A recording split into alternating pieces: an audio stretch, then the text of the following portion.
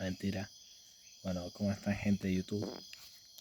Estamos aquí en un nuevo video para el canal. Y bueno, ahora estoy haciendo este video un poco más, bueno, no sé, no tan agitado, más tranquilo, en donde les quiero enseñar este sonido, que es el sonido del campo en la noche, que es lo que escucho todos los días en este momento antes de irme a dormir. Y creo que es un sonido muy relajante, en donde uno puede pensar y no se estresa mucho. Y nada, es como el ruido blanco un poco al final, que es un ruido que te calma y quería enseñarlo, para que piensen no sé cuánto voy a grabar esto, 1 minuto, para que lo escuchen. Así que usen audífonos para mejorar la experiencia, porque no sé qué también se escuchará en este micrófono. Así que escuchen y piensen en su vida, en sus problemas, y déjenlo ir.